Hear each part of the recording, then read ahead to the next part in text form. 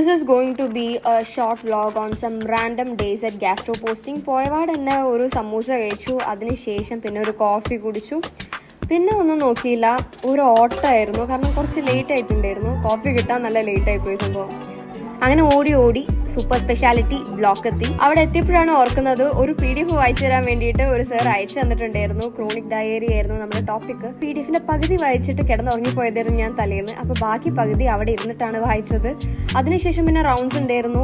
അന്ന് നമ്മുടെ അവിടുത്തെ മാമിന് പ്രൊമോഷൻ കിട്ടിയതുകൊണ്ട് എല്ലാവർക്കും കുൾഫി കേക്കൊക്കെ കിട്ടിയിട്ടുണ്ടായിരുന്നു. അതിനുശേഷം നമുക്ക് കോമൺ തിയറി ക്ലാസ് ആയിരുന്നു. ലോവർ GI ബ്ലീഡിംഗ് ആയിരുന്നു ടോപ്പിക്. അതിനെക്കുറിച്ച് ഇരുന്ന് വായിക്കാൻ പറഞ്ഞു. ക്ലാസിന്റെ ഒരു സെഷൻ കഴിഞ്ഞതിന് ശേഷം നമ്മളോട് ഒരു ബ്രേക്ക് എടുത്തോളം പറഞ്ഞു. പൊതുവേ നമ്മൾ സ്റ്റെപ്പ് മൊത്തം ഇറങ്ങിയിട്ടാണ് ഓപ്പോസിറ്റ് ബിൽഡിംഗിലേക്ക് പോകാറുള്ളത്, അതായത് നമ്മുടെ ക്ലോക്ക് ടവർ. പക്ഷെ ഈ പ്രാവശ്യം നമ്മളൊന്ന് ആകാശപാത വഴി പോയി നോക്കിയാലോ വിചാരിച്ച് അങ്ങനെ ആ വഴിയാണ് പോയത്. പോകുന്ന വഴിക്ക് എന്റെ കുറെ ഫ്രണ്ട്സിനെ കണ്ടു. അവരൊക്കെ വേറെ വേറെ ഡിപ്പാർട്ട്മെന്റ്സിലായിരുന്നു പോസ്റ്റിംഗ്. ഡെർമറ്റിൽ ഏതാണ്?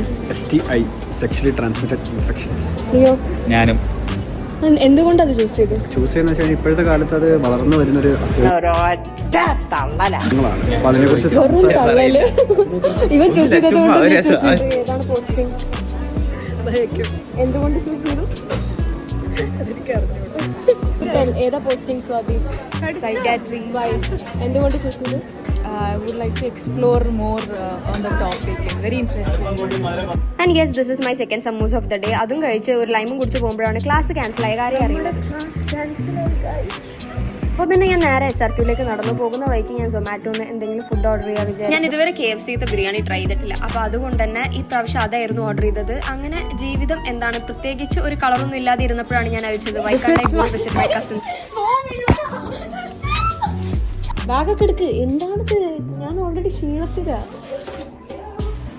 So this is my cousin Niharika. നിഹാരികക്ക് സ്കൂളിൽ ഫെയർവെൽ വരികയായിരുന്നു. സോ അതിന്റെ കുറച്ച് സാധനങ്ങളൊക്കെ വാങ്ങാൻ വേണ്ടി പുറത്തു പോകാൻ വേണ്ടി നിൽക്കുകയായിരുന്നു ആള്. One thing about Niharika is that she literally hates the camera. അതിനുശേഷം പിന്നെ നമ്മൾ നിഹാരികന്റെ അമ്മയായ എന്റെ ആന്റിയായ കേക്ക് ആന്റി, അതായത് ദീപ ആന്റിന്റെ അടുത്തേക്ക് പോയി. ഷോപ്പിലേക്കാണ് ഡയറക്ട്ലി പോയത്. ഇത് വേണമെങ്കിലും എടുത്ത് കഴിച്ചോളാം പറഞ്ഞു. ഞാനൊരു ബ്രെഡ് പോക്കറ്റും അമൂൽക്കൂളും കേക്കും കഴിച്ചു. പിന്നെ നമ്മൾ ഷോപ്പിങ്ങിന് പോയി. ചിലവർ ഡ്രൈവ് ചെയ്യുന്ന കാണാൻ ഭയങ്കര രസമാണ്. അതിലൊരാളാണ് ദീപ ആന്റി. ദീപ ആന്റിന്റെ ഡ്രൈവിംഗ് ഭയങ്കര രസമാണ് കാണാൻ. എത്ര വലിയ കാറായാലും, ഇപ്പോൾ ഇന്നോവയാണ് ഡ്രൈവ് ചെയ്യുന്നത്, അത് ഭയങ്കര ഈസി ആയിട്ടാണ് ഹാൻഡിൽ ചെയ്യുക. ഇങ്ങനെ വലിയ കാർ വരുമ്പോൾ ഏറ്റവും വലിയ പ്രശ്നം വരാറുള്ളത് അത് പാർക്ക് ചെയ്യുമ്പോഴാണ്. പക്ഷെ ഇവിടെ അതൊന്നും ഒരു വിഷയമല്ല. ഷോപ്പിങ്ങിനായിട്ട് നമ്മൾ ഗോകുലം മോളിലേക്കായിരുന്നു പോയത്. അവിടെ ആദ്യം തന്നെ ടോണിയൻ ഗൈയിലേക്കാണ് പോയത്. പോയിട്ട് ത്രെഡ് ചെയ്തിട്ടൊന്ന് നോക്കാൻ പറഞ്ഞപ്പോൾ ആളുടെ റിയാക്ഷൻ ഇതായിരുന്നു. പിന്നെ കുറച്ച് കഴിഞ്ഞ് വീണ്ടും ചോദിച്ച് വെറുപ്പിച്ചപ്പോൾ she was like okay with it. Anyway നല്ല സുന്ദരിയായിട്ടുണ്ടായിരുന്നു. അതിനുശേഷം പിന്നെ നമ്മൾ എന്തെങ്കിലും ജ്വല്ലറി വാങ്ങണമല്ലോ വിചാരിച്ചിട്ട് അതിന്റെ ഷോപ്പിങ്ങിന് വേണ്ടിയിട്ട് പോയി. എൻ്റെ വേറൊരു കസിൻ ദയാൽ അവിടേക്ക് വന്നു. പിന്നെ നമ്മൾ നെസ്റ്റൂലൊക്കെ പോയി കുറേ കറങ്ങി തിരിഞ്ഞ് പിന്നെ മേലെ വീണ്ടും ഫുഡ് കോർട്ടിന്റെ സ്ഥലത്തേക്ക് പോയി.